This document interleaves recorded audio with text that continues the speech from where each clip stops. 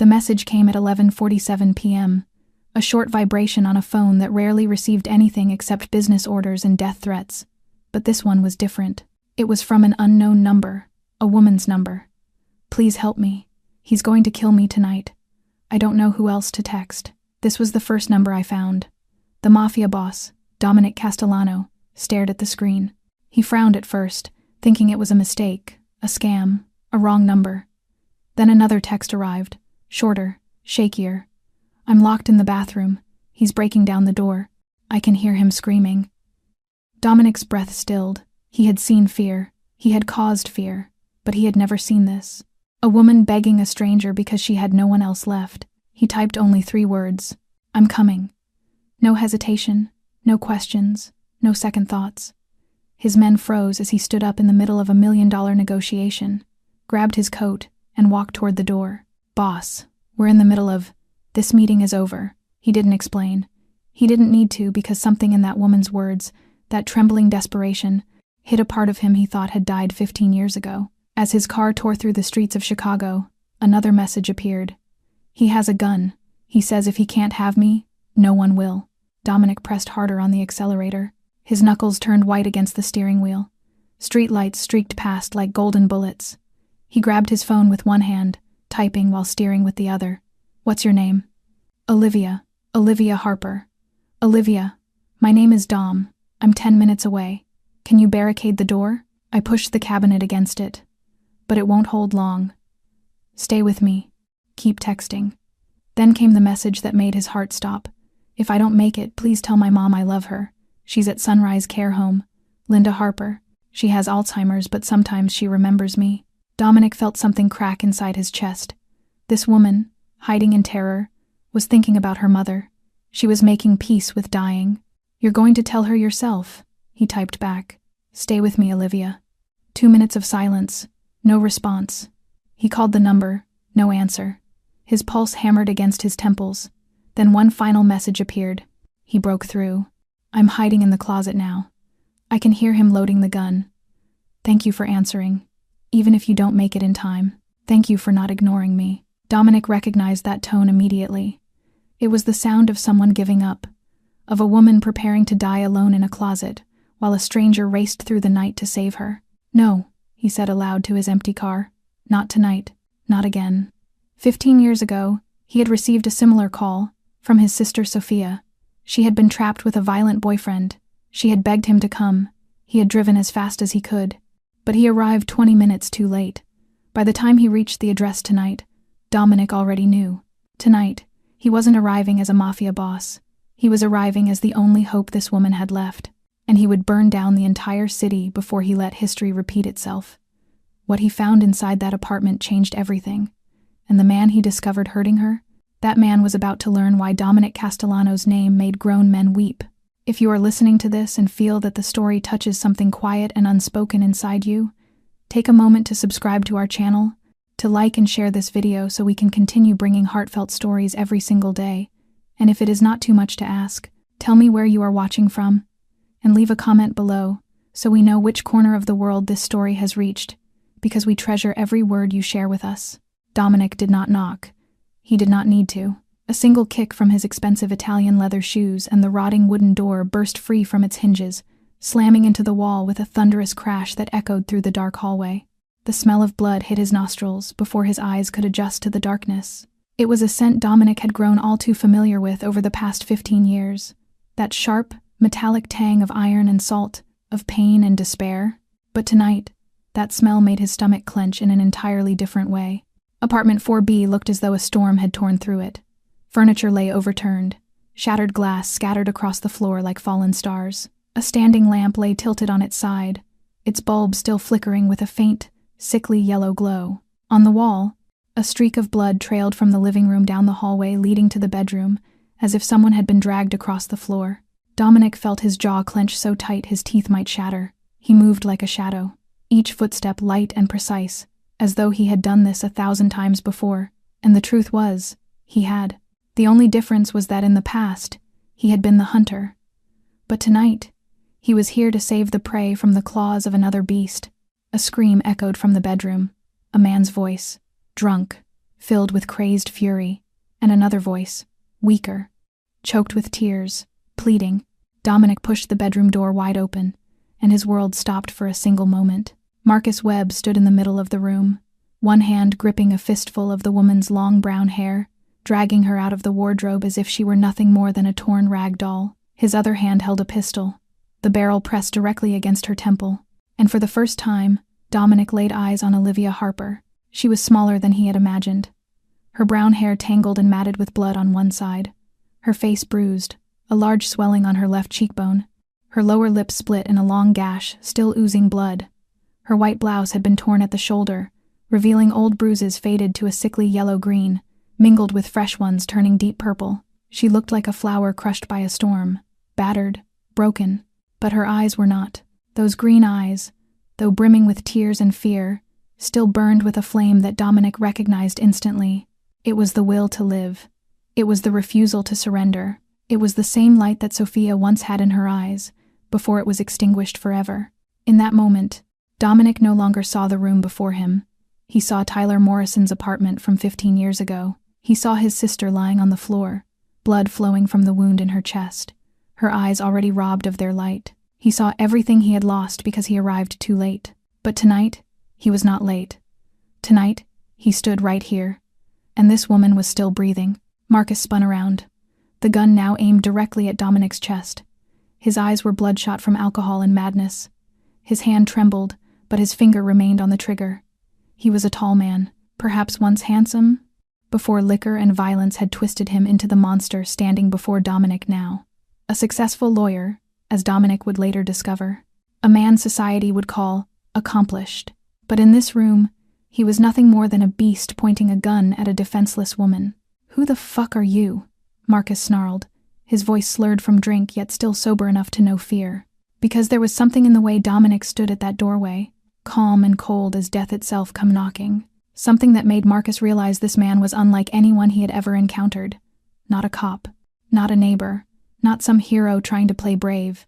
This was a predator, and for the first time tonight, Marcus Webb felt he was no longer the one in control. Dominic did not answer. He did not need to.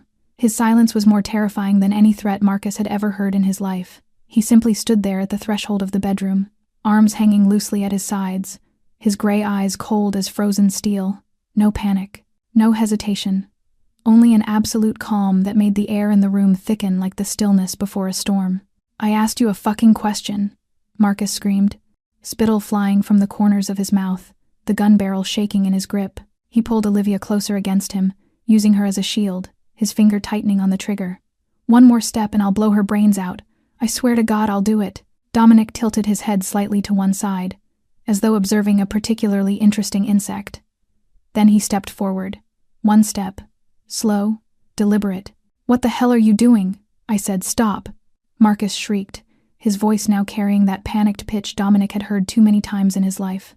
It was the sound of a man realizing he had lost control of the situation. It was the sound of prey recognizing it faced a true predator.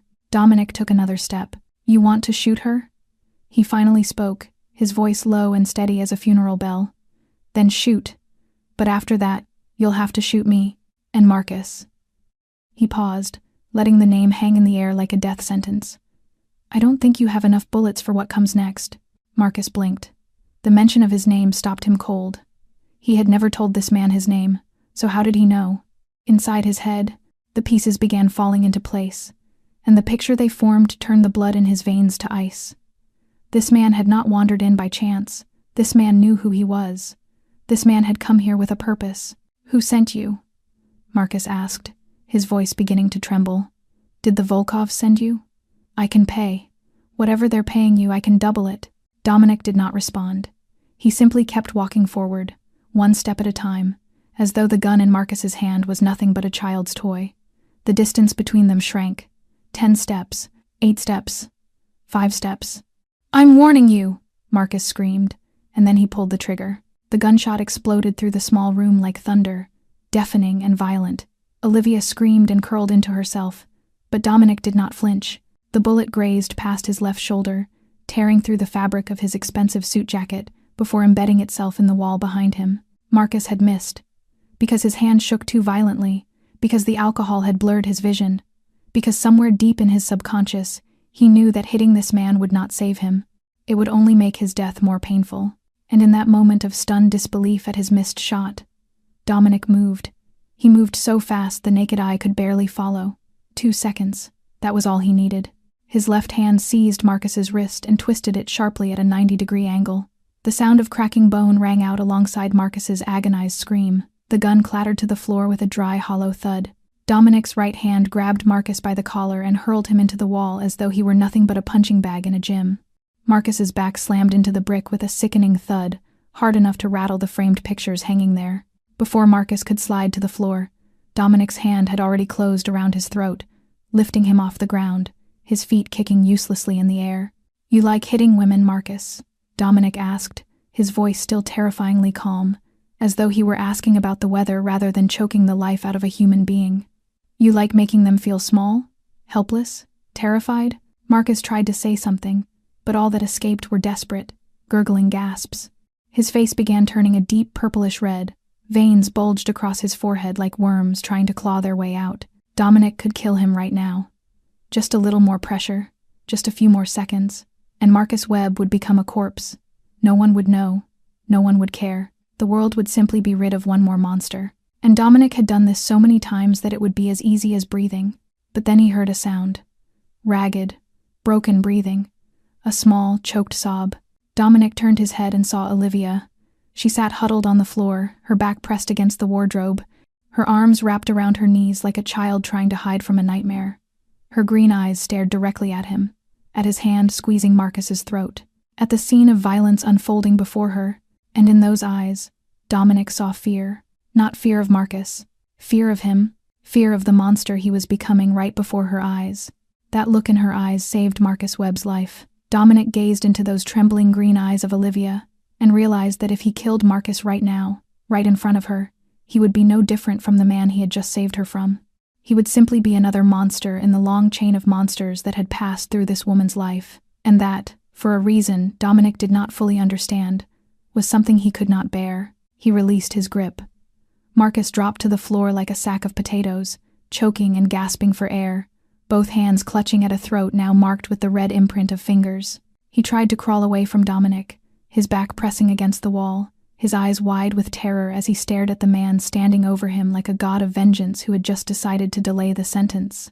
Dominic slowly crouched down, bringing his face close enough to Marcus that the man could feel the cold breath against his skin.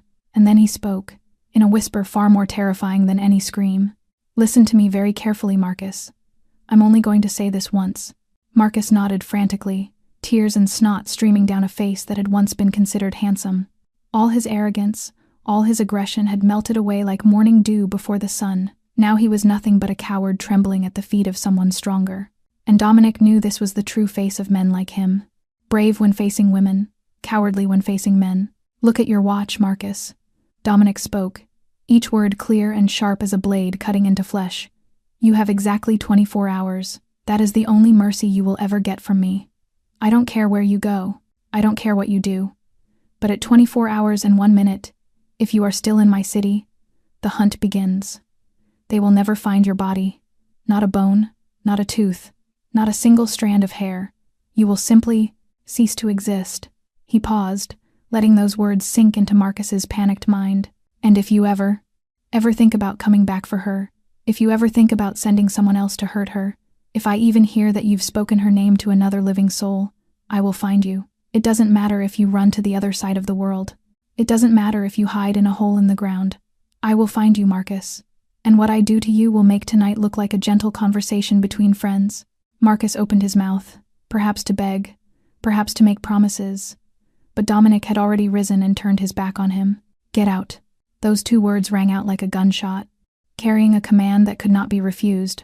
Marcus did not need to be told twice. He crawled toward the door, his broken wrist dangling at a grotesque angle, his legs stumbling as though he had forgotten how to walk.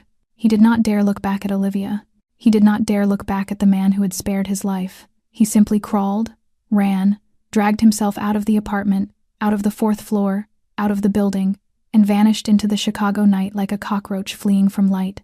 The sound of his stumbling footsteps grew distant, fainter and fainter.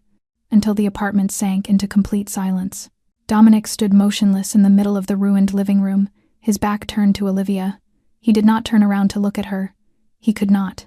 Not yet, because if he turned around now, she would see what he was trying to hide. His hands were shaking, not from fear.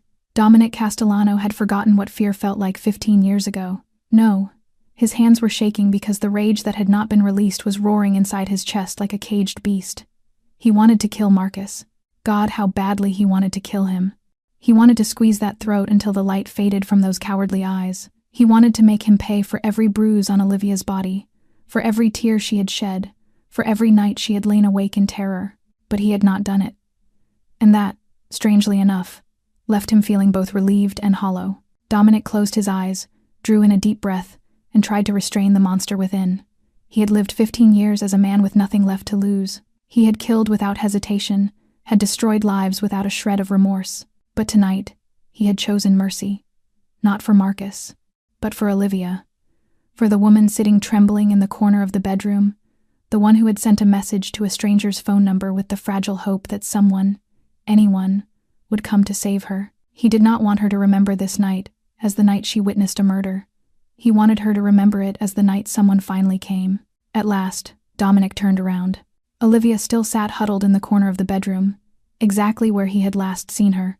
Her arms wrapped tightly around her knees, her body trembling like a leaf in a storm.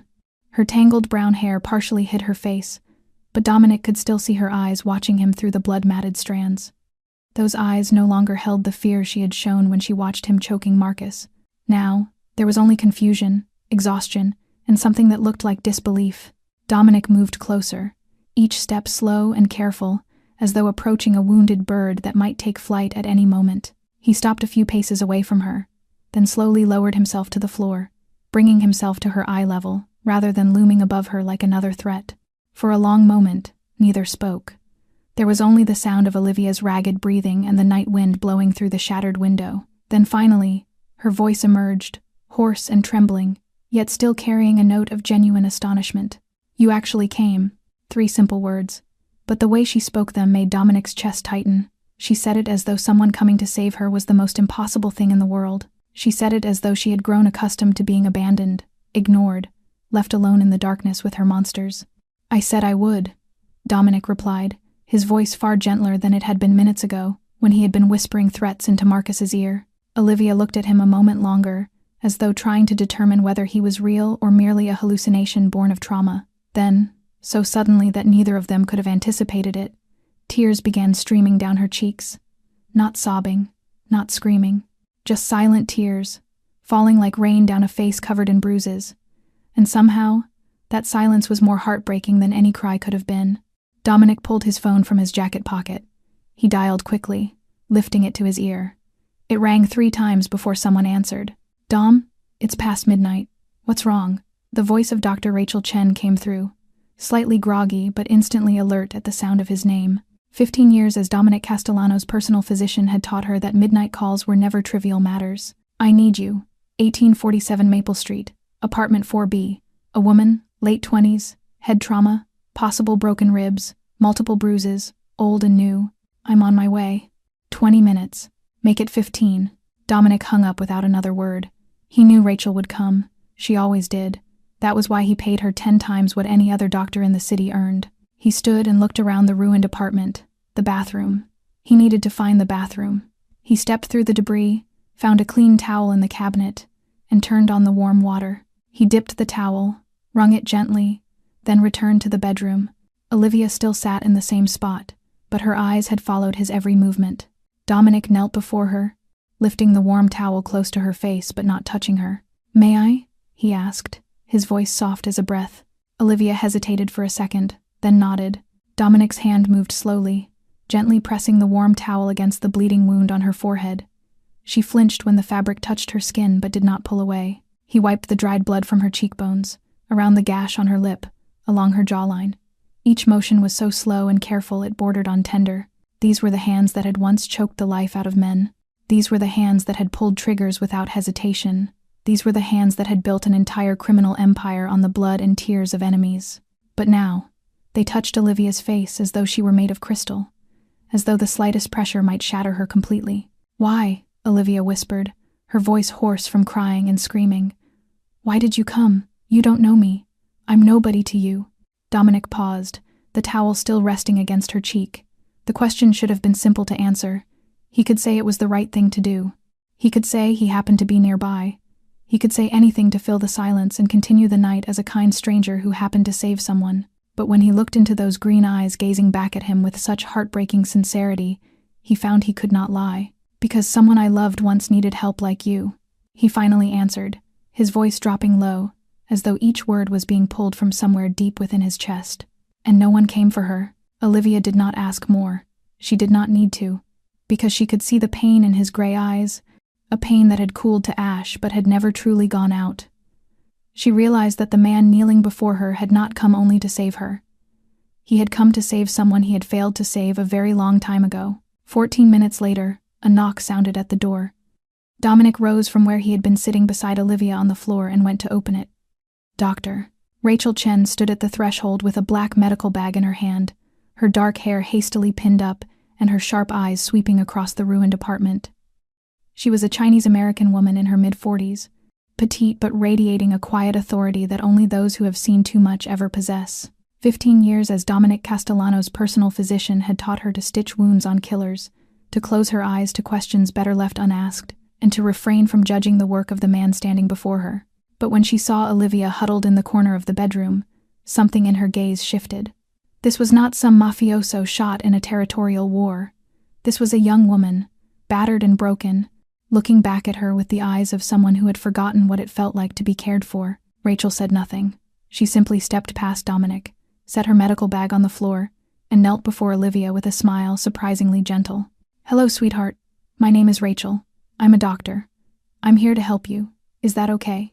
Olivia glanced toward Dominic as though asking permission, and only when he gave a slight nod did she turn back to Rachel and nod her consent. The examination proceeded in near-complete silence.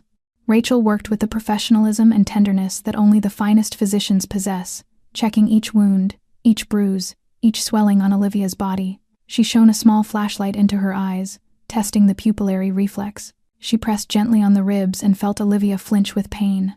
She rolled up the sleeves of her shirt and saw old bruises faded to yellow-green layered between fresh ones turning deep purple. Dominic stood in the corner of the room, watching everything. Each time Rachel discovered another wound, his jaw clenched a little tighter. Each time Olivia flinched in pain, his hands curled into fists. He had witnessed violence.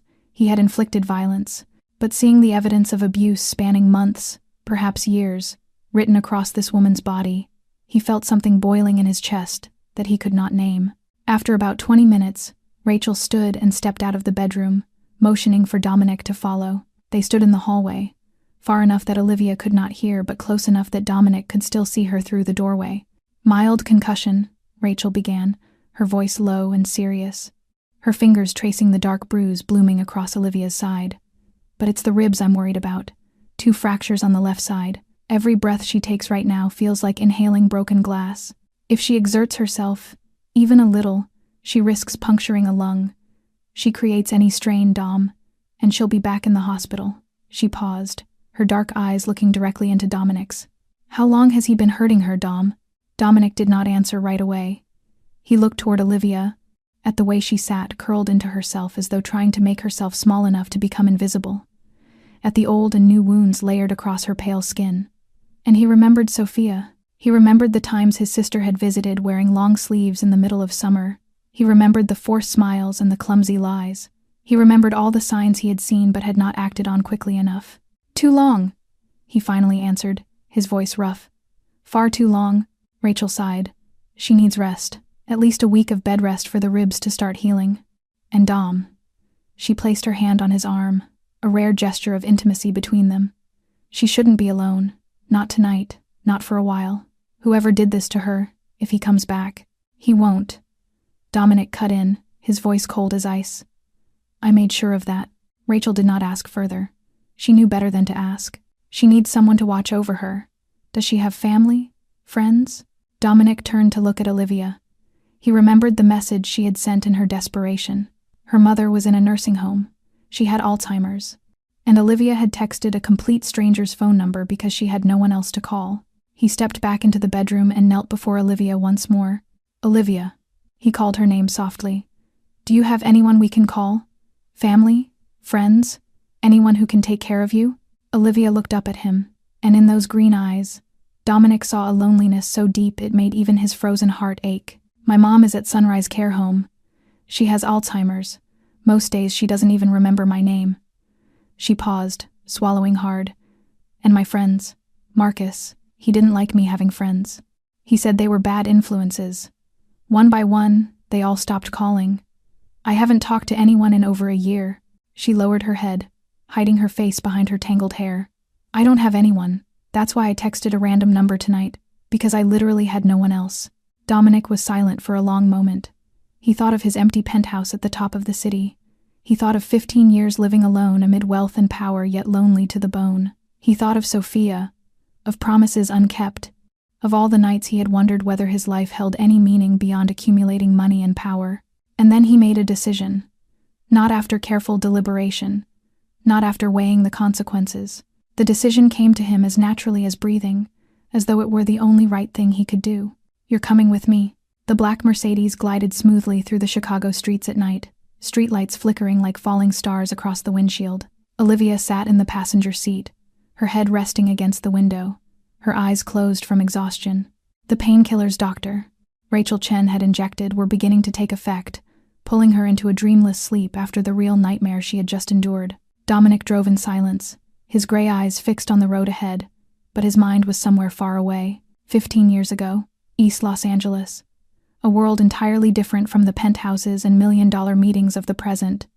A world he had tried to bury but could never truly forget. Back then, he was not Dominic Castellano. He was Daniel Rivera, a 21-year-old young man with hands calloused from labor and a heart that still knew how to love. He lived in a cramped apartment in East Los Angeles with his mother and sister, where ambulance sirens were, the constant soundtrack, and the smell of food from Mexican restaurants mingled with exhaust fumes and street dust. The apartment had only 2 bedrooms, walls so thin you could hear the neighbors arguing, and a heating system that worked only when it felt like it. But it was home. It was where his mother lived, Elena Rivera, a small woman with hands roughened from too much work, yet who still found a way to cook dinner for her children every day. She worked 3 jobs at once. In the morning, she worked at a garment factory on the outskirts of the city. In the afternoon, she cleaned offices for a law firm downtown. In the evening, she washed dishes at a Mexican restaurant 4 bus stops from home. She slept an average of 4 hours each night, and Daniel had never once heard her complain. "I do everything for you, children," she would often say whenever Daniel tried to convince her to rest. "When you succeed, then I will rest." And then there was Sophia, his little sister, the light of the whole family. Sophia Rivera, 19 years old, with long, silky black hair and a smile that could melt even the coldest California winter days. She was astonishingly intelligent, had been at the top of her class since elementary school, and had just received a full scholarship to UCLA. She was the first in the Rivera family ever to set foot in a university. She was the hope, the future, the living proof that all of their mother's sleepless nights and exhausting workdays had not been in vain. Daniel remembered the day Sophia received her acceptance letter from UCLA. She had run into the apartment, envelope in hand, her eyes blazing like 1,000 stars. "Danny, Mom, I got into UCLA," their mother had cried. It was the first time Daniel had ever seen her cry from happiness rather than exhaustion. She held Sophia tight, tears streaming down her wrinkled cheeks, whispering words of gratitude in Spanish that Daniel could not quite hear clearly. And he had stood in the corner of the room, smiling like a fool, feeling his chest swell with pride. His sister would escape this place. His sister would become somebody. His sister would have a life their family had never dared to dream of. Sophia's first year of college was a wonderful one. She earned high marks in all her classes, made new friends, and came home every weekend with exciting stories about campus life. Then she met Tyler Morrison. Daniel still remembered the first time Sophia mentioned that name. They were having dinner in the small kitchen, their mother just home from her night shift, and Sophia could not stop talking about the third-year law student she had met in the library. "Tyler Morrison, Danny. He's so handsome. His family lives in Beverly Hills. His father is a partner at one of the biggest law firms in Los Angeles, and he wants to date me," she laughed, her eyes sparkling like crystal. "I can't believe it. Someone like him actually likes someone like me." Daniel had been happy for her, genuinely happy. He thought this was a wonderful opportunity for his sister. Tyler Morrison came from a world of wealth and privilege, a world the Rivera family could only glimpse from afar through television screens. If Sophia married him, she would never have to worry about money again. She would have everything that life had denied their mother. But then things began to change. Slowly. So subtly that Daniel barely noticed until it was too late. Sophia started wearing long sleeves even on the hottest California summer days. She smiled less. She came home less often. And when she did, her eyes no longer sparkled the way they once had. Instead, every time her phone rang, Daniel watched his sister flinch, as though she had heard a gunshot. She would look at the screen with an expression he could not name, then excuse herself and disappear into the bathroom to answer. When she returned, the smile on her lips looked like a mask hastily put on, hiding something Daniel did not want to think about. "Sophia? Is everything okay?" he had asked many times. "I'm fine, Danny," she always answered the same way. "It's just academic pressure. Tyler is helping me so much. He loves me so much." And Daniel had believed her, because he wanted to believe, because the truth was too painful to face, because admitting something was wrong meant having to act, and he did not know how to act against a man whose family's money and power could crush the Riveras like an ant. The fateful night came on a Thursday in November, when the first cold winds of winter began to blow through Los Angeles. Daniel was working the night shift at a food packaging plant on the outskirts of the city, where he had worked for the past 3 years to help his mother cover living expenses. The work was hard and monotonous, standing for 8 hours straight beside the production line, but he never complained. Every dollar he earned was a small brick building Sophia's future, and that was enough to keep him going. The clock showed 2:17 in the morning when the phone in his pocket vibrated.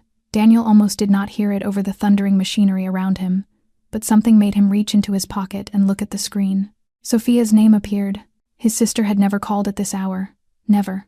Daniel's heart clenched as he pressed the answer button. "Sophia? Are you okay?" Silence. Then a whispered voice, trembling, choked with tears, came through the line. "Danny, save me, please." Daniel felt the blood in his veins turn to ice. "Sophia, where are you? What happened?" "Tyler. He's drunk. He's gone crazy, Danny. He has a gun." The sound of sobbing, choking on tears, the thunderous pounding on a door echoing in the background. The voice of a man screaming threats that Daniel could not make out clearly but were enough to make him want to vomit. "I'm at Tyler's apartment, 12th floor. Danny, I'm so scared. Please come, please." "I'm coming, Sophia. I'm coming right now. Do you hear me? Hide. Lock the bathroom door. Don't open it for anyone. I'll be there in 20 minutes. Hurry, Danny. Please hurry. I love you." The line went dead. Daniel did not remember how he ran out of the factory. He did not remember what he screamed at the supervisor when the man tried to stop him. He only remembered his legs running across the parking lot, jumping into the old Honda Civic he had bought with 3 years of savings, and flooring the gas as though his own life was being threatened. Because it was. Sophia's life was his life. If she died, he would die with her. Tyler's apartment was in Beverly Hills, about 35 minutes by car if traffic was clear. But that night, fate decided to play a cruel game with Daniel Rivera. An accident on Interstate 10. 3 cars had collided, blocking nearly all the lanes. Police lights flashed red and blue like the eyes of demons laughing at him. Traffic came to a complete standstill. Daniel honked his horn. He screamed through the window. He punched the steering wheel until his hands bled. But the cars in front of him did not move. They stood still as stones, indifferent to the desperation of a brother trying to save his sister. 45 minutes. 45 minutes of hell that Daniel was trapped on the highway, while somewhere in the city, Sophia was facing the monster alone. He tried calling her back. No one answered. He called the police, but they said they needed time to verify the address. He called the building, but security said they could not interfere in residents' private matters. 45 minutes. 2,700 seconds. Each second that passed was a knife plunged into Daniel's heart. When he finally reached the luxury high-rise in Beverly Hills, he knew immediately it was too late. Police cars were parked everywhere. An ambulance with lights still flashing but no siren. A crowd gathered in the lobby, whispering to one another in voices filled with fear and morbid curiosity. And on the sidewalk in front of the building, 2 black body bags lay side by side like a final, cruel farewell. Daniel leapt from the car without bothering to turn off the engine or close the door. He ran toward the body bags, but a police officer stopped him. "Sir, you can't go there. This is a crime scene." "That's my sister," Daniel screamed, his voice shattering into jagged pieces. "Sophia Rivera. That's my sister in there." The officer looked at him with eyes Daniel would never forget. It was a look of pity, of helplessness, of someone who had seen too many tragedies to feel anything anymore except exhaustion. "I'm sorry, sir," the officer said, his voice flat as a machine. "She didn't make it. The boyfriend shot her twice before turning the gun on himself. By the time we got here, they were both gone." Daniel did not remember how he collapsed to the ground. He did not remember how he screamed. He only remembered the feeling of someone reaching into his chest and ripping out his heart, leaving behind a black hole, empty and cold. Sophia, his baby sister, the child he had held in his arms when she was born, the little girl he had taught to ride a bicycle, had helped with homework, had promised to protect at all costs. She had lain there, in that cold black body bag, and he had not arrived in time. 45 minutes. If he had been faster by 45 minutes. If not for that damned accident. If he had acted sooner when he saw the signs. If. Those ifs would haunt Daniel Rivera for the rest of his life. Their mother did not survive the shock. Elena Rivera, the resilient woman who had worked 3 jobs at once without ever complaining, collapsed completely after her daughter's death. Her heart, already weakened by years of overwork, stopped beating 2 years later. She passed away in her sleep, and Daniel always wondered whether she had died of illness or simply because she no longer had a reason to live. After his mother's funeral, Daniel Rivera stood before the graves of Sophia and Elena in the small cemetery in East Los Angeles. He stood there for hours, in the cold February rain, and let the last part of his old self die. Daniel Rivera, the 21-year-old young man with a loving heart and hands calloused from honest labor, had died on that fateful night alongside Sophia. From the ashes of pain and hatred, a different man had risen. Dominic Castellano, cold, ruthless, with nothing left to lose. The Mercedes pulled into the private parking garage of the tallest building in Chicago. Dominic turned off the engine and sat still for a moment, letting the memories of Sophia and his mother slowly sink to the bottom of his mind, where he had kept them locked away for 15 years. Then he turned to look at Olivia. She had awakened at some point, her green eyes wide open, looking around with the confusion of someone who did not know where she was or why she was here. "We're here," Dominic said gently. "Can you walk?" Olivia nodded, though her body still ached from the wounds Marcus had left behind. Dominic stepped out of the car and walked around to her side, opening the door and offering his hand. She hesitated for a second, before placing her small hand in his palm, letting him help her out of the car. They entered a private elevator, the kind that stopped at only one floor and required a special keycard to activate. Dominic swiped the card, and the cabin began its silent ascent. 52 floors. Olivia watched the numbers flash on the control panel and felt her ears pop from the rapid change in altitude. When the elevator doors opened, she had to catch her breath. Dominic Castellano's penthouse spread before her eyes like another world. Soaring ceilings with floor-to-ceiling glass walls looked out over all of Chicago at night, millions of lights twinkling like a carpet of stars. The floor was polished black marble reflecting the glow from crystal chandeliers suspended high above. The furniture was minimalist but expensive. Gray charcoal leather sofas, glass tables with stainless steel legs, walnut bookshelves running along one wall. Everything was perfect. Everything was expensive. Everything was so cold it made Olivia want to shiver. Because amid all that luxury, there was not a single photograph, not a single memento, not a single sign that this was the home of a human being with memories, with feelings, with connections to the outside world. This penthouse looked more like a showroom in an architecture magazine than a place to live. Beautiful, perfect, and utterly soulless. "You live here alone?" Olivia asked, her voice echoing in the vast space before being swallowed by the silence. Dominic stepped inside, removed his jacket, and draped it over the back of the sofa. He did not look at her when he answered, his eyes gazing out the glass windows toward the city lights flickering far below.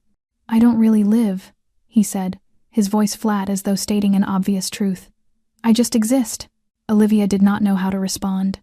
She stood in the middle of the living room, arms wrapped around herself from cold and confusion, not knowing what she should do or say in this unfamiliar space. She was an elementary school teacher with a modest salary, living in a small apartment in the suburbs. She had never set foot in a place like this, had never imagined she would be standing in the penthouse of a man she had met less than 2 hours ago, a man who had saved her life but about whom she knew nothing except the name Dom and the fact that he could make someone like Marcus Webb tremble like a child. As if reading her confusion, Dominic turned and said, "Come, I'll show you your room." He led her through a long hallway with expensive abstract paintings hung on the walls, to a door at the end. He opened it and turned on the light. revealing a spacious bedroom with a king-size bed, pristine white sheets, and a large window overlooking Lake Michigan. "This is your room for as long as you need it," Dominic said. Then he pointed to the lock on the door. "There's a lock on the inside. You can lock it whenever you want. No one enters if you don't want." He paused, and when he spoke again, his voice was softer, almost gentle. "Especially me." Olivia looked at the lock, then at Dominic. This man, who had just choked Marcus Webb as though he were nothing but a straw doll, was standing here promising her that he would not enter her room without her permission. He was giving her control, the right to decide, the right to say no. Things that Marcus had stripped from her bit by bit over the past 2 years. "Thank you," she whispered, and she was not just thanking him for the room. Dominic nodded. "Bathroom is through that door. There are fresh towels and a change of clothes in the closet. They might be a bit big, but they're clean. Get some rest. We'll talk more in the morning." He turned and walked away. But before he disappeared through the doorway, Olivia called after him. "Dom." He stopped but did not turn around. "Thank you. For everything. For coming when no one else would." Dominic stood still for a moment, his back still facing her. Then he gave a slight nod and vanished into the darkness of the hallway. Olivia closed the door.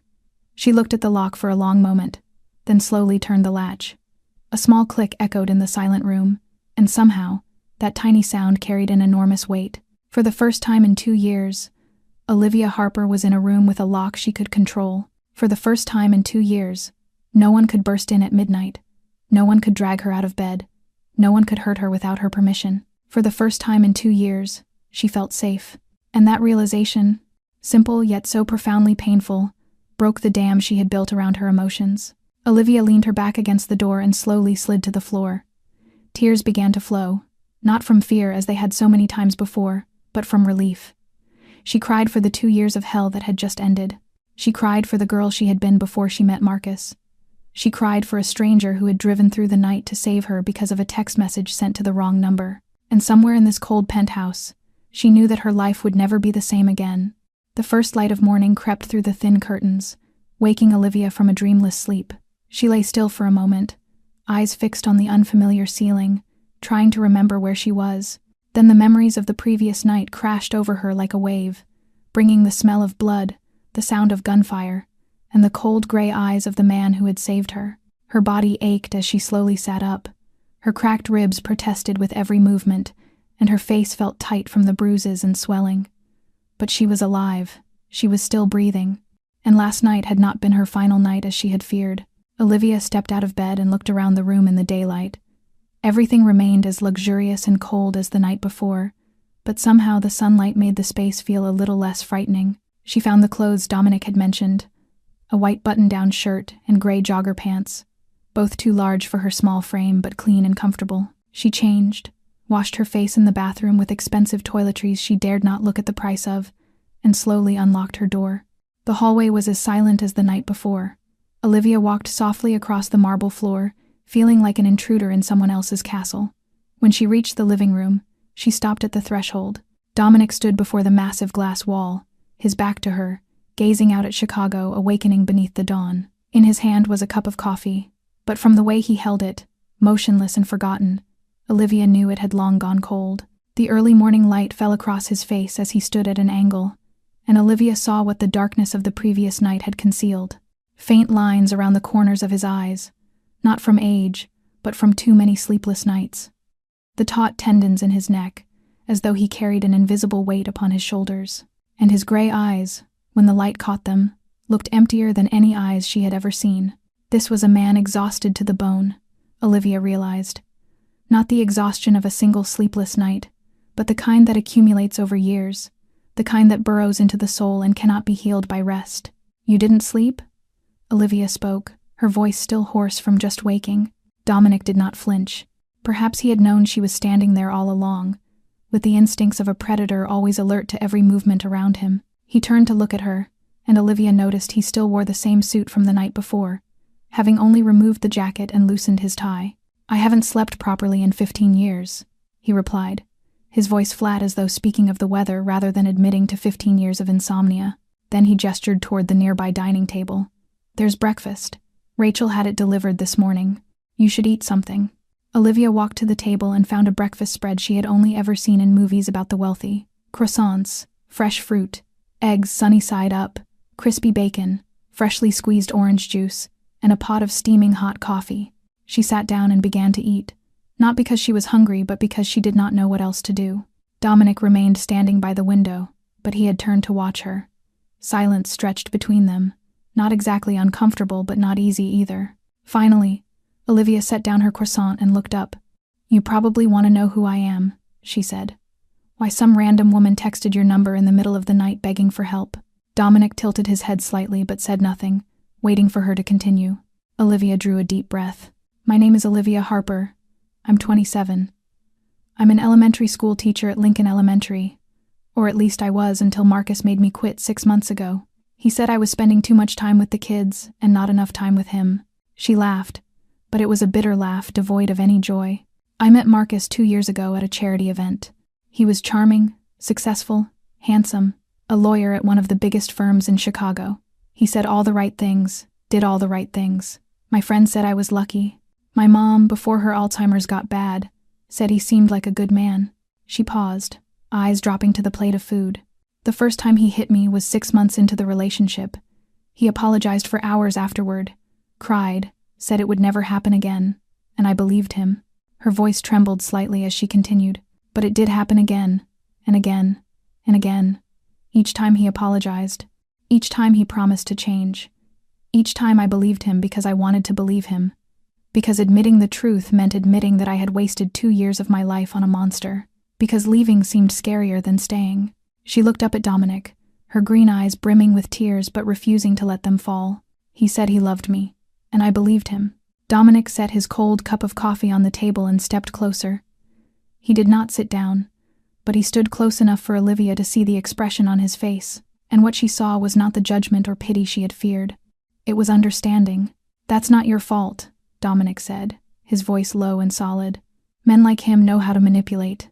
They know how to make you feel like you're the problem, like you're the one who needs to try harder, love more, forgive faster. They break you down piece by piece until you forget who you were before them."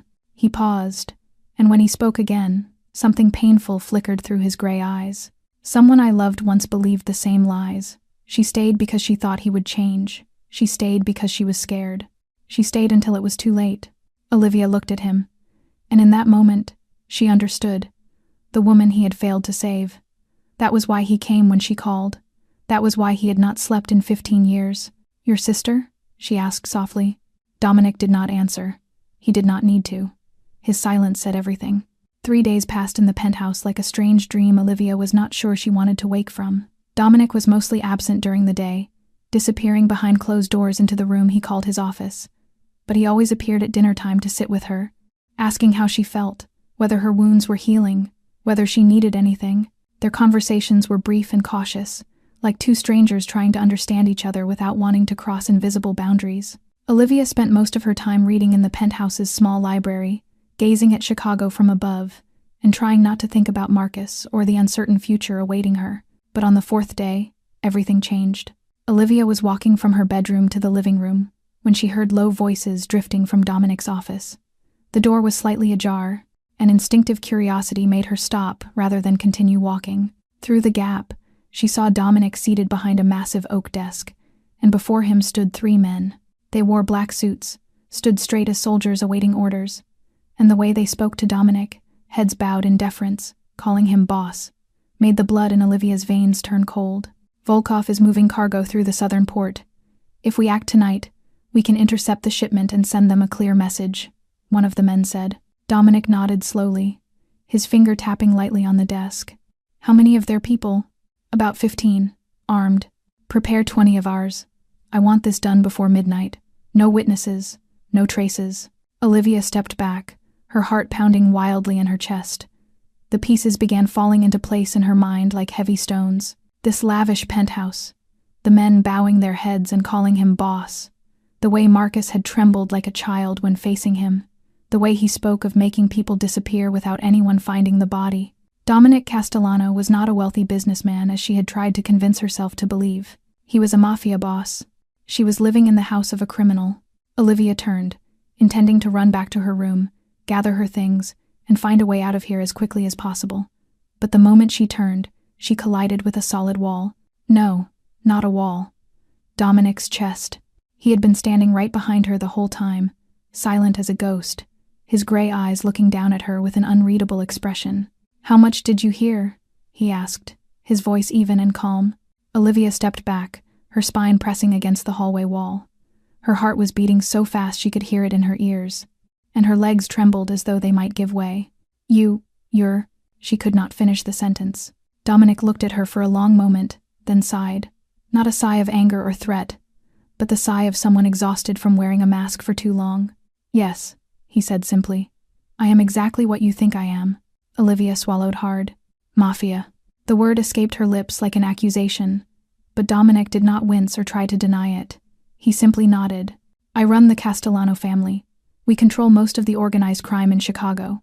Drugs, weapons, money laundering, protection rackets." He listed his crimes as though reading a shopping list.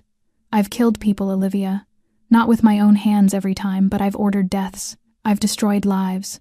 I've done things that would make you sick to your stomach."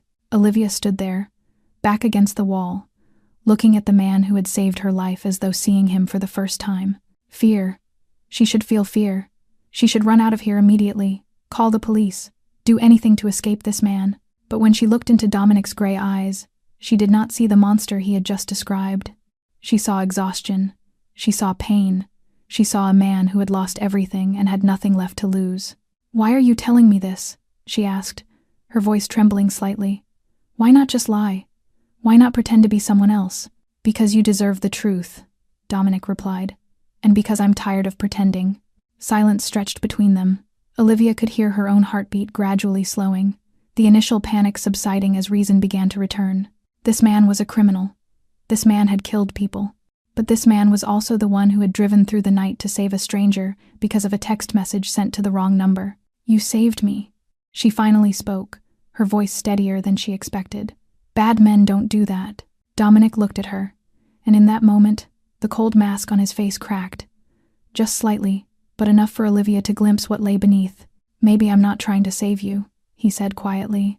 "Maybe I'm trying to save myself." They stood there, in the cold hallway of the penthouse, looking at each other as though gazing into a mirror, not as rescuer and rescued, not as mafia boss and domestic violence victim, but as two shattered souls drifting through a world full of darkness, who had somehow found each other in the night. That night, the nightmare arrived like an uninvited guest. Olivia was sinking into restless sleep when the darkness began to twist, transforming into shapes all too hauntingly familiar. Her old apartment materialized before her eyes, with walls that had witnessed far too many tears and far too much blood. Marcus stood there, his face contorted with rage, a gun in his hand aimed at her. "You think you can run from me?" he snarled, stepping closer, closer still. "You belong to me, Olivia. You will always belong to me." She tried to run, but her feet seemed nailed to the floor. She tried to scream, but her throat felt strangled shut. Marcus advanced, his hand reaching out to seize her hair, yanking her head back. She could feel his breath reeking of alcohol against her face, could see the madness blazing in those bloodshot eyes. "No one will save you. No one cares about you. You're nothing without me." And then the gunshot. Olivia jolted awake, her scream tearing through the silence of the night. "Marcus, no, please," she cried out, eyes wide open yet seeing nothing, still trapped in the limbo between nightmare and reality. Sweat soaked through her nightclothes, her heart pounding wildly, as though trying to burst from her chest. It took several seconds before she realized where she was. Dominic's penthouse, Chicago. Safe. She was safe. Olivia hugged her knees, struggling to control her ragged breathing. Tears streamed down her cheeks beyond her control, and her body trembled as though she could still feel Marcus's hand gripping her hair. Outside the bedroom door, Dominic stood motionless in the darkness of the hallway. He had heard the scream from his room at the other end of the penthouse and had arrived in seconds. But now he stood before the closed door with his hand raised halfway, uncertain whether he should knock. He could hear the choked sobs within, the gasping breaths of someone fighting to escape a panic attack. Every instinct in him screamed to burst through, to protect her, to do something. But he had made a promise. He had said no one would enter her room without her permission, including himself. And Dominic Castellano, despite being a man who had committed countless crimes, was someone who kept his word. He stood there, his forehead pressed against the cold wooden door, listening to the crying within and feeling more helpless than he had ever felt before. He could kill a man with his bare hands. He could dismantle an entire criminal empire in a single night. But he could do nothing to chase away the nightmares tormenting the woman on the other side of this door. Then the door suddenly opened. Olivia stood there, her brown hair disheveled, her green eyes red and swollen from crying, her face pale as a sheet of white paper. She saw Dominic standing right outside her room and showed no surprise, as though she had known he would be here, as though she had sensed his presence even within the nightmare. "Can you stay?" she whispered, her voice hoarse and trembling. "I don't want to be alone." Dominic said nothing. He simply nodded and stepped into the room when she moved back to make space. He did not approach the bed. Instead, he pulled the armchair from the corner of the room and placed it beside the window, several steps from the bed, close enough for her to know he was there, but far enough that she would not feel threatened. Olivia climbed into bed, pulled the blanket up to her chin, and lay facing Dominic. She said nothing. He said nothing. They simply existed there, in the room bathed in the dim moonlight filtering through the curtains, two lonely souls sharing the same silent space. Dominic gazed out the window, where Chicago still flickered with lights that never slept. Occasionally, he glanced toward the bed and saw Olivia still awake, watching him as though he were the only lifeboat in the storm raging through her mind.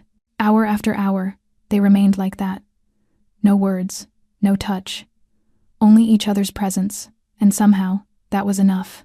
The sky outside the window began shifting from black to gray, then to pale pink as dawn crept between the high rises of Chicago. Olivia had not fallen back asleep, and Dominic had not closed his eyes for a moment, but she was no longer trembling, and her eyes had dried. Before the first rays of sunlight touched the glass, Olivia spoke, her voice small and fragile in the stillness of early morning. "This is the first time in 2 years I feel like someone actually wants to protect me." Dominic did not turn to look at her. He did not answer with words, but in the fading darkness, his hand slowly clenched into a fist on the armrest. It was not a gesture of anger. It was a silent promise, an unspoken vow, that he would protect her, that he would not let anyone hurt her again, that this time he would not arrive too late as he once had for Sophia. This time, he would be here, no matter the cost. 1 week after that nightmare, Olivia stood before the living room window and looked out at Chicago bathed in golden afternoon sunlight. The bruises on her face had begun to fade, shifting from deep purple to yellow-green, and her cracked ribs hurt far less thanks to the medication Dr. Rachel Chen had prescribed. But there was another pain gnawing at her from within, a longing that no medicine could heal. "I want to visit my mom," she said when she heard Dominic's footsteps behind her. "It's been almost 2 weeks. She might be worried. If she remembers me at all." Dominic stopped beside her, his gray eyes looking in the same direction. He said nothing for a moment, as though weighing something. Then he nodded. "I'll take you there." Olivia turned to look at him with surprise. "You don't have to. I can take a cab." "I know I don't have to," Dominic replied, his voice calm as always. "But I want to." Half an hour later, the black Mercedes pulled up in front of Sunrise Care Home, a 3-story building with cream-colored walls and a neatly trimmed garden in front. Olivia sat in the car for a moment, looking through the window at the building where her mother had lived for the past 2 years. Ever since Alzheimer's had made it impossible for her to care for herself, Dominic did not rush her. He simply sat there, waiting, until Olivia drew a deep breath and opened the car door. They entered the building together, Olivia leading the way through the clean hallway that smelled faintly of disinfectant, past landscape paintings hung on the walls. The nurses nodded in greeting as she passed, their curious eyes glancing toward the tall man in the expensive suit, walking beside her. Linda Harper's room was at the end of the hallway on the 2nd floor, a small room flooded with light from a window overlooking the garden. When Olivia pushed open the door and stepped inside, she saw her mother sitting in an armchair by the window, her silver hair neatly combed, her green eyes identical to Olivia's gazing outside with a dreamy expression. "Mom?" Olivia called softly, her heart clenching with fear. There were days when her mother recognized no one, remembered nothing, simply sat staring into empty space with vacant eyes. But today, when Linda Harper turned and saw her daughter, her eyes lit up with clear recognition. "Olivia? Baby, is that you?" Olivia nearly ran to her mother's side, kneeling beside the chair and taking her wrinkled hand. "Yes, Mom. It's me. I'm here." Linda smiled, her trembling hand stroking her daughter's hair. But then that smile faded when she saw the bruises on Olivia's face. Faded but still visible in the daylight. "Who hurt you, baby?" she asked, her voice trembling with worry and anger. Who did this to my little girl? Olivia felt her throat tighten. She did not want to lie to her mother, but she did not want her to worry either. It's nothing, Mom. I'm okay now. I'm safe. Linda looked at her daughter with eyes sharper than one might expect from an Alzheimer's patient. Then her gaze shifted to the man standing silently at the doorway, and she tilted her head. And who is this? She asked, a hint of mischief passing through her voice. Your new boyfriend? Olivia felt her cheeks flush with heat. Mom, he's not. We're not. She stammered without finding words, and when she glanced at Dominic, she saw him standing still as a statue, his face expressionless, but something in those gray eyes she could not read. Linda beckoned Dominic closer, and he stepped forward, stopping beside the bed with a respect Olivia had never seen him show anyone else. Linda looked up at him, her green eyes studying his face with surprising intensity. You look dangerous, she said bluntly without preamble, like someone who has seen and done terrible things. Dominic did not deny it. He simply stood there, enduring her scrutiny without flinching. Linda was silent for a moment. Then she reached out and took Dominic's hand. Her wrinkled hand looked small in his palm, but her grip was unexpectedly firm. But your eyes aren't evil, she said, her voice gentler now. I've seen evil. I saw it in the eyes of the man who hurt my daughter before. You're not like him. Then she squeezed his hand tighter and looked directly into his eyes. Promise me you won't make my daughter cry. Dominic looked into Linda Harper's green eyes identical to her daughter's, and he saw in them a mother trying to protect her child even as illness stole her memories day by day. I promise, ma'am, he said, his voice low and solid. They stayed another hour, listening to Linda tell stories from the past that she still remembered, looking at old photographs Olivia had brought on previous visits. Then when she began to tire and drift into sleep, Olivia kissed her mother's forehead and left with Dominic. On the drive back to the penthouse, Olivia sat in silence for a long while, watching the Chicago streets glide past outside the window. Then she turned to look at Dominic. Why did you promise her? She asked. You barely know me. You don't owe my mother anything. Why did you promise?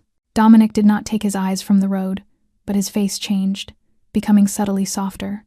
Because I once promised my sister I'd protect her, he said, his voice dropping low as though he were pulling each word from somewhere deep within his chest.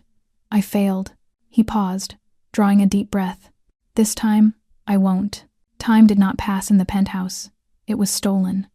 The following 2 weeks felt like a held breath, a suspended reality severed from the brutal world below. The cold glass fortress atop Chicago didn't just change. It thawed. Laughter, conversation, the smell of home-cooked food instead of orders from 5-star restaurants, the presence of another person in a space where Dominic had lived alone for 15 years. Dinner became their unspoken ritual. Every day, no matter how busy Dominic was with his work, he always returned to the penthouse at exactly 7 in the evening to sit at the dining table with Olivia. At first, those dinners were filled with awkward silences and polite questions, like two strangers trying to find common ground. But gradually, the awkwardness melted away and gave way to real conversation. Olivia told him about her students, about little Tommy who cried every morning because he missed his mother, about Sarah with the curly hair and a smile that could melt ice. She spoke of her college years, of dreams of becoming a writer before the realities of life pushed her into teaching, of her mother when she was still healthy and the afternoons the two of them spent baking together in their small kitchen. Dominic listened more than he spoke, but occasionally he shared fragments of his past, about East Los Angeles and the cramped apartment filled with laughter, about his mother and the plates of enchiladas she cooked every Sunday, about Sophia and how she could talk for hours about the books she read. He did not speak of the darkness. He did not speak of the years that followed, but Olivia did not ask, and her silence was a gift he did not know he needed so desperately. In the second week, Olivia discovered that Dominic Castellano, the most powerful Mafia boss in Chicago, the man who made the entire underworld tremble, had never cooked for himself in his life. You're kidding, she said, her green eyes wide with astonishment when he admitted it. You've never made yourself so much as a sandwich? Dominic shrugged, a gesture almost sheepish that Olivia had never seen from him before. I have people who do that for me. Well, not anymore, Olivia declared. She tried to stand up to head to the kitchen, but a sharp gasp escaped her lips as her hand flew to her injured side. Her face paled, legs buckling slightly. Dominic was at her side in a heartbeat, his arm supporting her weight. Sit, he commanded, though his voice was laced with panic. You're not cooking anything. I can't just sit here, she whispered, catching her breath. But I can teach you. And so, the feared Mafia boss found himself standing in his pristine kitchen, sleeves rolled up, following the instructions of the small woman perched on a bar stool. She told him how to make pasta from scratch, correcting him when he held the knife wrong, laughing softly when he looked terrified of the boiling water. But he persisted in learning, with the same focus he usually reserved for million-dollar deals, only because Olivia's eyes lit up every time he got a step right. In return, Dominic taught Olivia to play chess.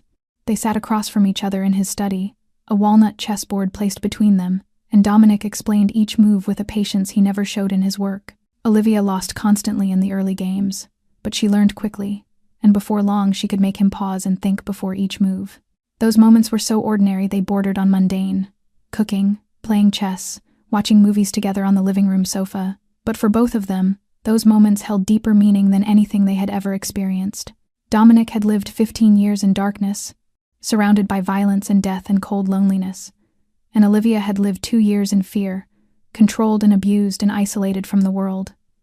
Both had forgotten what the feeling of normal life was like. That night, they were sitting on the sofa watching an old film that Olivia loved. She sat with her feet tucked up on the cushion, wrapped in a thin blanket, her eyes fixed on the screen. Dominic sat beside her, closer than on previous nights, their shoulders nearly touching. Then, at some moment, when both reached for the bowl of popcorn between them, their fingers touched. Just a light touch, fleeting, accidental, but both froze. Olivia felt the warmth from his hand spreading through her skin like an electric current. Dominic felt the softness of her fingers as though he were touching something sacred, and neither pulled away. They sat there, fingers still touching over the popcorn bowl, eyes on the screen but not truly seeing anything. Dominic's heart was beating to a rhythm he had forgotten long ago, a feeling of warmth and fear and hope intertwined that he thought had died with Sophia 15 years before. And Olivia realized she was no longer looking at Dominic as the man who had saved her life. She was looking at him as a man. Marcus Webb did not leave Chicago as he had been ordered. Instead, he hid in a cheap motel room on the outskirts of the city, where no one bothered to ask for a name or identification. His broken wrist had been set in a cast at a private clinic he paid cash to avoid leaving any trace. And every night he lay on the filthy bed, staring up at the yellowed ceiling and brooding over the humiliation he had endured.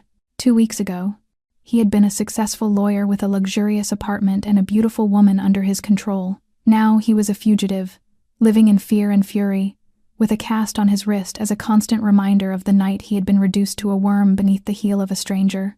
And his woman, his property, was now in that man's hands. Marcus could not accept it. He began following Olivia from a distance, carefully maintaining space, and changing rental cars every day to avoid detection. He saw her coming and going from the tallest building in Chicago, a building he knew belonged to one of the most powerful men in the city. He watched the black Mercedes take her to the nursing home to visit her mother, and the man accompanying her was the same one who had nearly killed him that night. Dominic Castellano. That name made Marcus both tremble with fear and boil with rage. He had heard rumors about this man among lawyers, whispered stories about the coldest Mafia boss in Chicago, the one who ran an entire criminal empire from the penthouse high above. He had not recognized him that night, when he had been too drunk and too angry to think clearly. But now he knew. And he also knew that he alone could never touch Castellano or Olivia. He needed allies. He needed someone powerful enough to stand against the Mafia boss who was stealing his woman. And in the Chicago underworld, only one force could counterbalance the Castellano family, the Volkov family. The Russian Mafia had held a grudge against Dominic Castellano for years, ever since Castellano expanded his territory and swallowed a significant portion of their operations on the South Shore. Viktor Volkov, the head of the family, was a ruthless man with silver hair and blue eyes cold as Siberian ice, who had sworn to reclaim what Castellano had taken. And when Marcus Webb appeared at his door with information about Dominic Castellano's newest weakness, Victor listened with undisguised interest. "Who is she?" Victor asked, his finger tapping lightly on the oak desk in his office. Why would Castellano care about some unknown elementary school teacher? Marcus told him everything. About the night Castellano burst into his apartment, about the way the Mafia boss looked at Olivia, protecting her as though she were the most precious thing in the world, about how she was living in his penthouse, dining with him every evening, visiting her mother with him like a real couple. "She is his weakness," Marcus concluded, his eyes bright with hatred.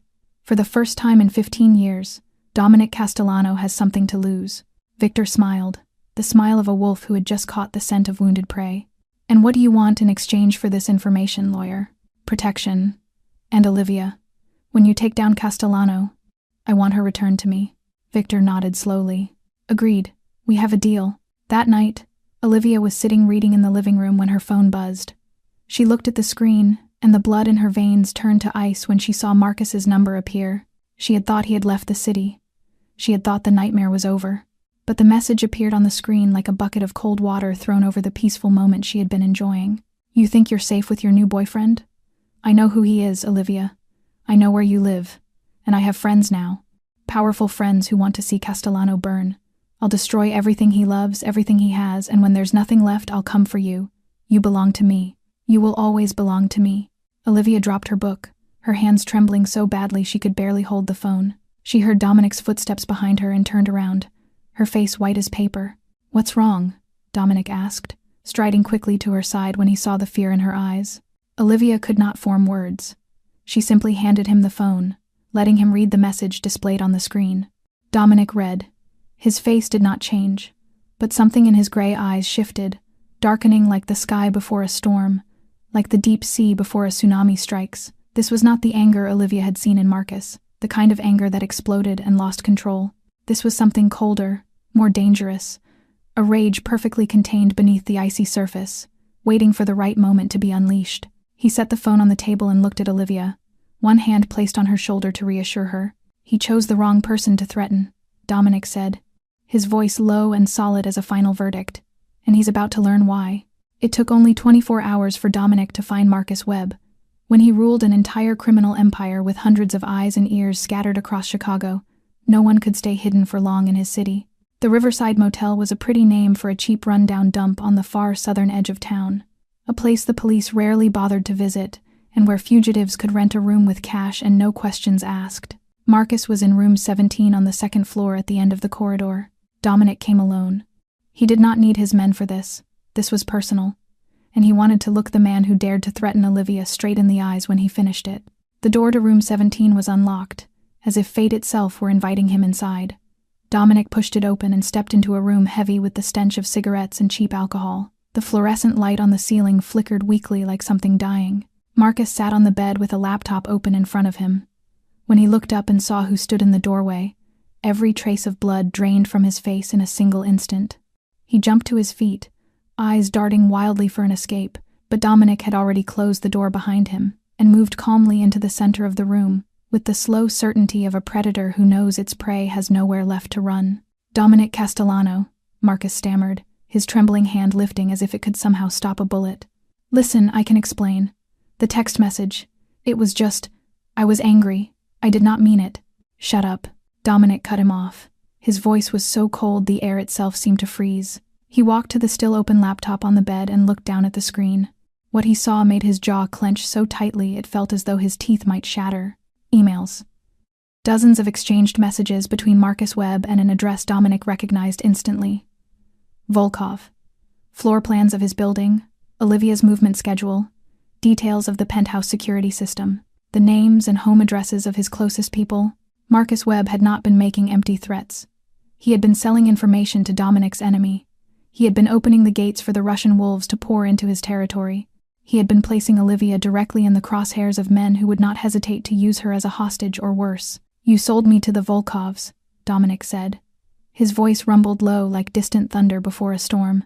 This is not just about Olivia anymore. This is war. Marcus backed up until his spine struck the wall, and there was nowhere left to retreat. They came to me first. I did not have a choice. You were going to kill me anyway. Dominic drew his gun from its holster and aimed it straight at Marcus's forehead. The sharp click of the safety being released echoed through the silent room like a death bell. Marcus collapsed to his knees, both hands pressed together as if in prayer. Please, please do not kill me. I will do anything. I will disappear. You will never see me again.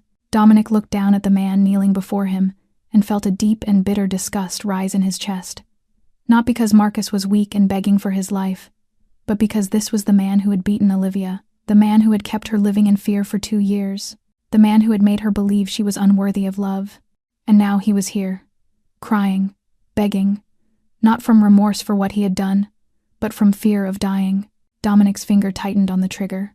It would be so easy. One bullet and Marcus Webb would vanish from this world forever. He would never again be able to threaten Olivia or anyone else. Dominic had killed before, many times. His conscience had long since hardened. One more body would change nothing. But then he thought of Olivia. He thought of her green eyes when she asked if bad people could ever do good things. He thought of the way she had looked at him during the past weeks. Not with fear, not with judgment, but with something that felt dangerously close to hope. As if she believed he could be better than the man he himself believed he was. He thought of the promise he had made to Linda, that he would never make her daughter cry. If he killed Marcus tonight, he would return to the penthouse with blood on his hands, and even if Olivia never knew, he would know, and that would change the way he looked into her eyes. "I will not kill you," Dominic said. Marcus lifted his face with a pitiful spark of hope. "Not because you deserve to live. Not because I have forgiven you for what you did to Olivia, or for selling me to the Volkovs." Dominic bent down, bringing his face so close that Marcus could see the storm raging inside his gray eyes. "But because there is someone I do not want to disappoint." Dominic straightened and took out his phone. He dialed a number already saved and waited. "Agent Sterling, this is Dominic Castellano. I have a gift for you." 20 minutes later, Marcus Webb was led out of the motel in handcuffs by 4 FBI agents wearing black jackets. Dominic stood in the shadows, watching coldly as Marcus was shoved into the vehicle. Hours earlier, Dominic had already sent Agent Morrison a thick file of evidence, proof of domestic abuse, including photographs of Olivia's injuries, 5 years of tax evasion records from Marcus's law firm, and most important of all, the emails proving Marcus's connection to the Volkov criminal organization. Enough charges to make Marcus Webb rot in federal prison for no less than 20 years. No bail. No brilliant lawyer could save him. This was how Dominic Castellano took revenge when he chose not to kill. More painful than death. Longer than any bullet could ever be. When the FBI vehicle disappeared into the night, Dominic turned and walked toward the waiting Mercedes. Another war lay ahead, one with Viktor Volkov and the Russian Mafia empire. But tonight, he had done the right thing. And for the first time in 15 years, it truly meant something to him. Viktor Volkov was not a man who accepted defeat in silence. Just 3 days after Marcus Webb was arrested by the FBI, the Russian mob boss ordered retaliation. If he could not obtain information from the inside trader, he would send a far more direct message to Dominic Castellano through blood and bullets. The ambush took place in the evening as Dominic was on his way back to the penthouse after a meeting with contacts on the south side.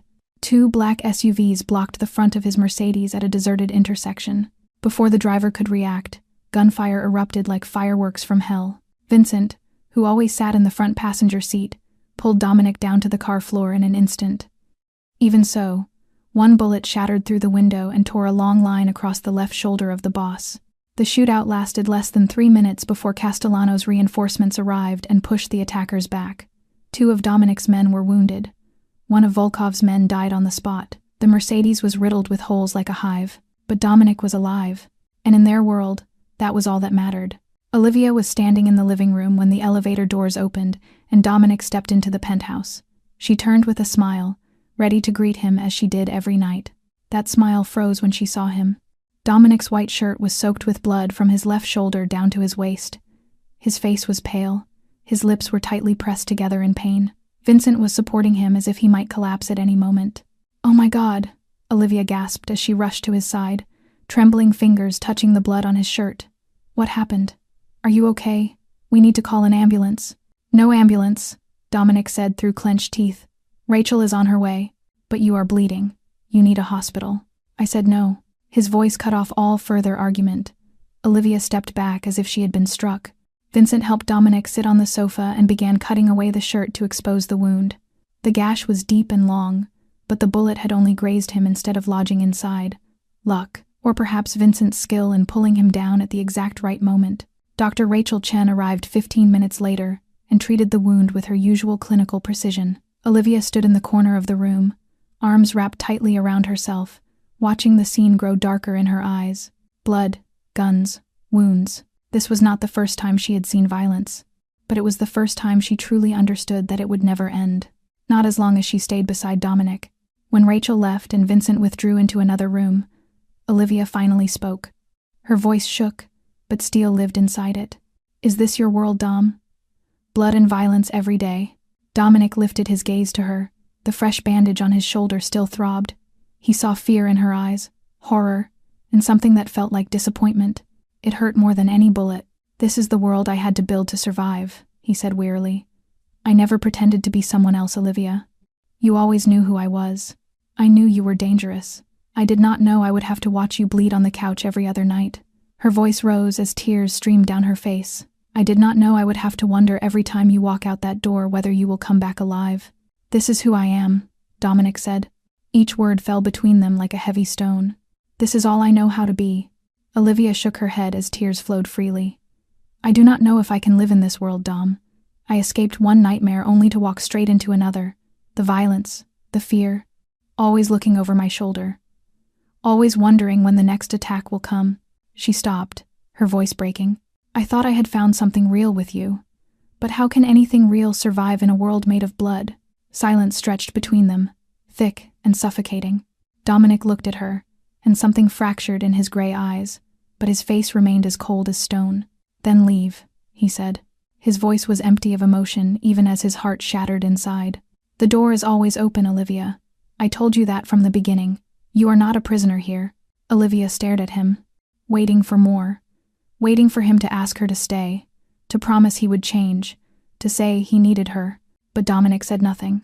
He only sat there, looking at her with hollow eyes, as if he had accepted this long before it ever happened. 20 minutes later, Olivia walked out of the penthouse with a small bag containing a few clothes she had brought with her when she first arrived. She did not look back. She could not. Dominic stood by the window, watching the taxi that carried her away vanish into the black night of Chicago. Vincent stood behind him in silence for a long moment before speaking. Boss, do you want me to have someone follow her for protection? Let her go, Vincent, Dominic replied hoarsely. She deserves a normal life, something I can never give her. He remained there for a long time, staring at the city lights flickering below, and for the first time in 15 years, the penthouse truly felt empty. 7 days, 168 hours of silence. That was how long it took for the normal life Olivia craved to turn into a cage. She rented a small apartment on the west side, inside an ordinary building. But the silence here didn't bring peace. It brought ghosts. The apartment had only one bedroom, a tiny kitchen, and a window that looked out onto an unremarkable alley. It was nothing like the luxurious penthouse at the top of the city. And that was exactly what she needed. Or at least, that was what she kept telling herself. She tried to live normally. She woke up every morning, brewed coffee, read the news, and called the nursing home to check on her mother. She began searching for a new job, sending applications to elementary schools in the area, hoping she could return to the small students she loved. She went grocery shopping, cooked meals for one, and watched old movies alone on a cheap sofa. On the surface, her life was returning to normal, but every night, when darkness fell and the apartment sank into silence, Olivia found herself sitting on the bed with her phone in her hands, staring at the dark screen. She did not know what she was waiting for. A call, a message, anything that would show Dominic was still thinking of her, still cared, still wanted her to come back, but the screen remained black. No call, no message. Nothing at all except a silence that echoed more painfully than any farewell. She had been the one who left. She had been the one who chose to walk away. Then why did she feel as if she were the one abandoned? Why did this ordinary apartment feel emptier than the nights she had been imprisoned by Marcus? Why, every time she closed her eyes, was it not nightmares of Marcus that appeared, but the gray eyes of Dominic, when he said, "Then leave." On the other side of the city, at the top of the tallest building in Chicago, Dominic Castellano stood before the glass wall, just as he did every night since Olivia left. The penthouse had returned to its familiar silence. No laughter, no scent of food from the kitchen, no one sitting across from him at the chessboard. Everything was the same as before she arrived. And somehow, the emptiness now felt deeper than it ever had. He had been accustomed to solitude for 15 years. He had believed he needed no one, but only a few short weeks with Olivia had destroyed every wall he had built. Now he stood amid the ruins, with no idea what to do next. Vincent entered the room and set a glass of whiskey on the table beside Dominic. The middle-aged man studied his boss for a long moment before speaking. "You should call her, boss." Dominic did not turn around. "She is safer away from me." "Is she? Or are you just telling yourself that so you do not have to face what you really feel?" Dominic turned to Vincent with the icy stare that had made countless enemies tremble. But Vincent had followed him for 15 years, and he did not move. "You have never been like this before," Vincent continued calmly. "I have seen you after battles. I have seen you after betrayals. I have seen you after funerals. But I have never seen you like this, Broken. I am not broken. You stand at that window every night looking at a city you no longer see because you are searching for her. Silence. Dominic offered no denial because there was nothing to deny. Vincent sighed and left, leaving his boss alone with the darkness and the thoughts no one could ease. The war with Volkov escalated over the following days. Dominic threw himself into it with a savagery that even his own men feared. He led raids into Russian Mafia territory, destroyed warehouses, seized ground, and delivered messages through blood and fire. He no longer remained in the shadows, issuing commands as before. He was on the front lines, as if searching for death or redemption. He no longer knew which. But each time violence erupted, each time blood spilled, he saw Olivia's eyes, green eyes filled with fear and disappointment on the night she left. Is this your world? Blood and violence? The question haunted him like a ghost. It echoed in his mind each time he pulled a trigger, each time he gave an order to attack, each time he saw his own reflection in the terrified eyes of his enemies. And he hated himself. He hated himself for letting her go. He hated himself for not running after her. He hated himself for building a world where she could not survive. He hated himself for spending 15 years turning into a monster. And now that someone had finally seen the man inside, he had pushed her away out of fear that the monster would devour her too. That night, after a blood-soaked raid on one of Volkov's casinos, Dominic sat alone in his office, staring down at his blood-stained hands. And for the first time since the night Sophia died, he felt tears burn behind his eyes. Not for what he had done, but for what he had lost. Viktor Volkov was a patient man, and his patience was finally rewarded. As Dominic Castellano launched relentless assaults on his empire, destroying warehouses and casinos, Viktor did not rush to retaliate in kind. Instead, he waited, he observed. He searched for his enemy's true weakness. Marcus Webb had been arrested before he could deliver everything, but he had revealed one crucial piece of information. Dominic Castellano had a woman, and finding her was only a matter of time. Olivia was walking back to her apartment after visiting her mother at Sunrise Care Home when it happened. Twilight had already fallen, and the street was quieter than usual for a late November afternoon. She was thinking about her mother, about how the woman had not recognized her today, about the dull ache that returned each time she looked into the hollow eyes of the woman who had once been her entire world. She was thinking about Dominic, as she always did, wondering what he was doing, whether he was safe, whether he thought of her as she thought of him. She did not notice the black van slowing behind her until it was too late. 2 men leapt from the rear doors, moving with the speed and precision of professionals. One hand clamped onto her arm, the other covered her mouth before she could scream. But Olivia was no longer the weak woman she had been 2 years ago. 2 months of living beside Dominic, witnessing strength and endurance, had changed her in ways she did not understand until this very moment. She did not freeze in fear. She fought. Olivia bit down on the hand covering her mouth. She bit deep until she tasted blood on her tongue. The attacker shouted and released his grip. In that instant, she screamed, "Help! Somebody help me!" She kicked the shin of the man holding her arm. She clawed at his face with her nails. She thrashed like a wild animal fighting for its life. One of the attackers was forced back, blood streaking from the scratches on his cheek. Olivia turned and ran, heart hammering wildly, feet stumbling on the sidewalk. Her hand fumbled for the phone in her pocket. Her fingers trembled across the screen. She did not think. Instinct guided her. And the number she dialed was not the police. "Dom, help." She managed only those 3 words before one of the attackers caught up, ripped the phone from her hand and shoved it into his pocket with a sneer. She saw his face beneath the streetlight, cold, merciless. Then a damp cloth was pressed over her nose. The sharp reek of chemicals flooded her lungs. The world began to spin. The last thing she remembered was her body collapsing, rough arms lifting her, and darkness swallowing everything. On the other side of the city, inside the penthouse office, Dominic was in a meeting with Vincent and his contacts regarding the war with Volkov when his phone rang. He glanced at the screen. His heart missed a beat when he saw Olivia's name. She had not called him even once since she left. He answered with a trembling hand.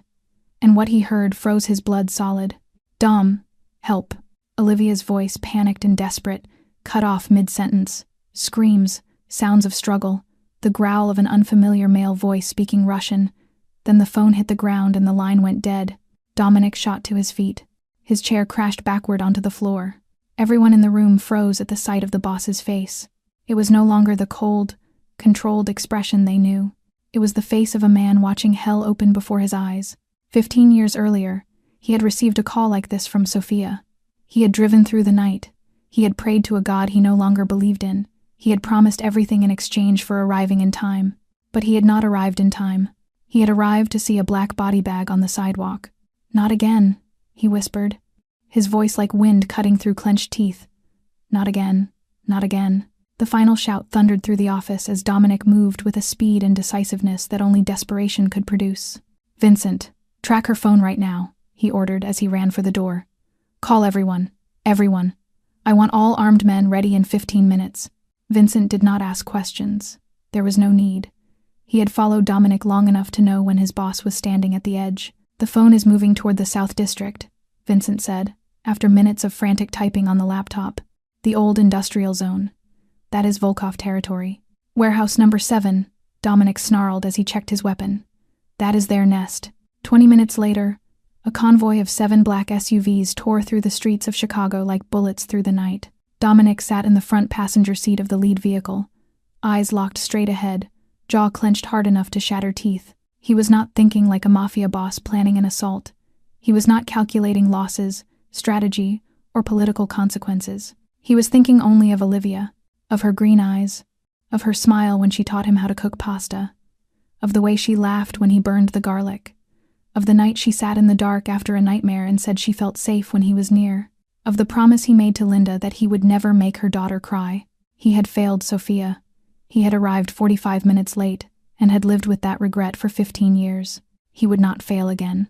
Not with Olivia. Not tonight. "Faster," he ordered the driver. His voice was no longer that of Dominic Castellano, the powerful mafia boss. It was the voice of Daniel Rivera, the brother who lost his sister and never forgave himself. "Drive faster." Warehouse number 7 rose out of the darkness like a sleeping concrete beast, but Dominic knew it was awake inside, and waiting. Dim light leaked through filthy windows, revealing movement within. The trucks parked all around confirmed what he already knew. Olivia was here. He did not wait. He did not plan. He did not calculate losses. Dominic leapt from the vehicle before it had fully stopped and charged straight for the front entrance with his gun raised. His men surged in from every direction like a black tide. Gunfire tore through the night, shouting, shattering glass, bullets slamming into concrete. Dominic moved through the battlefield like a spirit of vengeance, cutting down every obstruction without slowing. A bullet grazed his left thigh. He did not stop. Another grazed his arm, blood soaked through his sleeve. He did not stop. No pain could halt him tonight. Nothing mattered except finding her. He kicked open the door to a rear room, and he saw her. Olivia sat bound to a metal chair, her hands tied behind her back, a cloth gag stuffed into her mouth. Her face was bruised. Her lips were split and bleeding, but her green eyes were wide open and blazing when she saw him standing in the doorway. Viktor Volkov stood behind her with a gun pressed to her head. A cold smile stretched across his aged face. "Castellano, at last. I have been waiting for you." "Put the gun down, Victor," Dominic roared, his weapon aimed straight at the Russian boss's forehead. "Or I will kill you where you stand." Victor laughed. "You shoot me, I shoot her. We both die. Is that what you want?" Silence stretched for a moment that felt like eternity. Then, fast as lightning, Vincent emerged from the rear entrance and fired into Victor's shoulder. The Russian boss collapsed. His gun fell from his hand. Before Victor hit the ground, Dominic was already at Olivia's side. He sliced through the ropes with the knife from his jacket. He stripped away the gag, and he pulled her into his arms as if she might vanish at any second. Olivia trembled against him.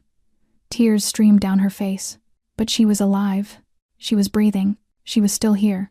"You came," she whispered. Her voice was raw and shaking. Dominic held her tighter, his face buried in her hair. And for the first time in 15 years, he let the tears fall freely. "I will always come," he whispered back. "Always." Viktor Volkov was taken alive and delivered to the FBI along with overwhelming evidence of the Russian mafia's criminal operations. The Volkov empire fell in a single night, and Dominic Castellano stood in its ruins with the woman he loved in his arms. At the hospital, Dominic remained at Olivia's bedside through the entire night. His own wounds were bandaged, but he refused a private room. He wanted to stay here, beside her, watching her breathe, watching the gentle rise and fall of her chest, needing to be certain this was not a dream. When Olivia woke the next morning, the first thing she saw was Dominic's gray eyes watching her with something she had never seen in them before: tenderness, vulnerability, love. "I built walls for 15 years, he said. his voice low and trembling. "I thought nothing could break them. Then you sent one message to a wrong number, and everything I built came crashing down." Olivia smiled. She lifted her hand and touched his face. Her fingers traced the tired lines at the corners of his eyes. "Maybe because I was never trying to get in," she whispered. "I only needed help, and you came." "I almost lost you," he said. His voice broke. "Just like I lost Sophia. I do not think I could survive that again." "You did not lose me." She took his hand and placed it over her chest where her heart beat steadily. "I am right here, and I am not going anywhere." Dominic bent down and kissed her. It was their first kiss. Gentle, sweet, filled with unspoken promises. It was the kiss of two broken souls who had finally found each other, of two lonely hearts that had finally found home. 6 months later, Dominic Castellano announced his withdrawal from the underworld. He handed the empire over to Vincent with instructions to transition all operations into legitimate business within 5 years. He no longer wanted to build a kingdom on blood and tears. He wanted to build a life with Olivia, a normal life, one neither of them had ever known. Olivia founded a non-profit organization to help victims of domestic violence. It was funded by Dominic's fortune and guided by her boundless compassion. She wanted to help women like the one she used to be. Women trapped in toxic relationships with no idea how to escape. She wanted to be a voice for the voiceless, a light for those who had lost hope. One spring afternoon, Dominic took Olivia to a cemetery in East Los Angeles. They stood before 2 graves resting side by side. The names carved in stone read Elena Rivera and Sofia Rivera. Dominic knelt. He placed a bouquet of white roses on his sister's grave, and for the first time in 15 years, he spoke to her. "Sophia, I am sorry I arrived too late," he whispered, his voice breaking. "I am sorry I could not save you. But I want you to know, I did not forget my promise. I saved someone, Sophia. I saved her, and I will keep my promise to you every day for the rest of my life." Olivia knelt beside him. She took his hand and rested her head against his shoulder. "Thank you, Sophia," she said to the grave. "Thank you for teaching him to keep his promise. I will take good care of him." They rose and walked away hand in hand beneath the golden afternoon sun.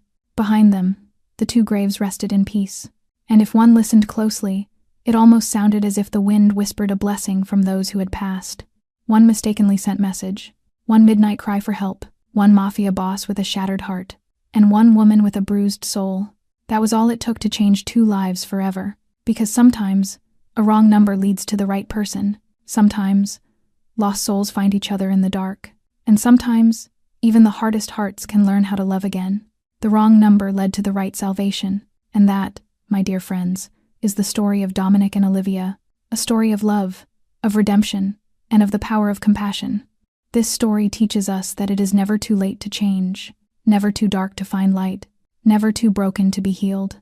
It reminds us that behind every cold exterior is a story, a pain, a wound that has not yet healed.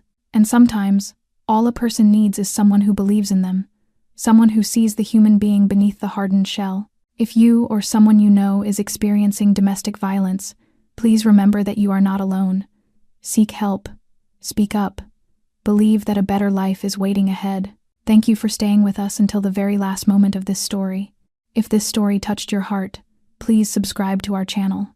Click like and share this video so that more people may hear stories with meaning like this one. We truly want to know how this story made you feel. Did it remind you of someone in your life?